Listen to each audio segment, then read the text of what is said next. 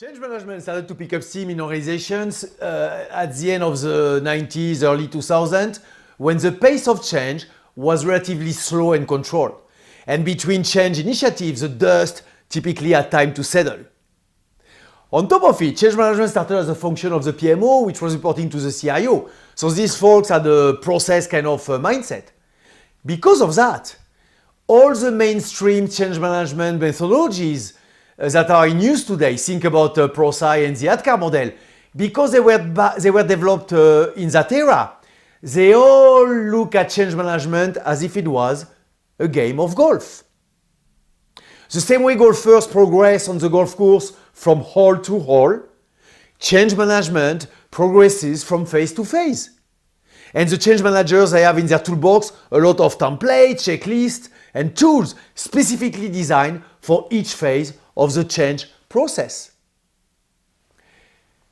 On the golf course, when the beverage cart is coming, typically golfers, they slow down, they take time for a drink, some of them even light a Cuban cigar. In the same fashion, change managers at the end of a phase, they slow down to prepare for the next phase. Back to the golf course. At the end of the 18 holes, the golfers usually end up in the clubhouse where they have more drinks and even a meal. Similarly, change managers have been taught at the end of a transformation project to refreeze and to work on making sure that the future state that has now been reached is becoming the new current state. So first point is that this golf-like approach to managing change has never been very successful. Just look at the research data. The first research on success rate with transformation initiatives was in the early 80s. And back then they found that it was only 30%, 33% of initiatives that were succeeding. Since then, that number has been remaining more or less the same, which is mind-blowing. But on top of it, fast forward to today. In this era of digital transformation, the pace of change, the nature of change is fundamentally different from what it was in the late 90s, early 2000s. Forget about control the pace. Forget about the dust having time to settle. These days, change is fast-paced, ongoing, and disruptive. That means we cannot look at it as a golf game anymore. We need to look at it as a basketball game.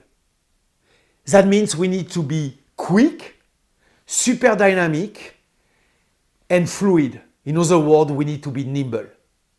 And yet, organizations, they continue to rely on the old-fashioned methodologies. They keep sending their people to be certified on ProSci methodologies. They keep bringing golf shoes, golf cart, golf bags, and golf clubs to a game of basketball. That doesn't make any sense. A few years ago, I was talking with a client about it, and the following day, I get an email from her. And in that email, there was a picture. I think she found the picture on a website of ESPN. And the picture captures beautifully the inadequacy of the situation, the silliness of the situation. On the picture, you had a bozo playing golf on a basketball court. Doesn't make any sense. So a few years ago, with the big push for agile in organizations, the most progressive of the change managers out there started to rethink a little their approach. And instead of doing big ADKAR process, they started to do quick ADKAR cycles to match the sprints of the agile methodology. That's better. That is definitely better. But at the end of the day, this is like playing mini putt as opposed to doing 18 holes or a 9 hole of golf.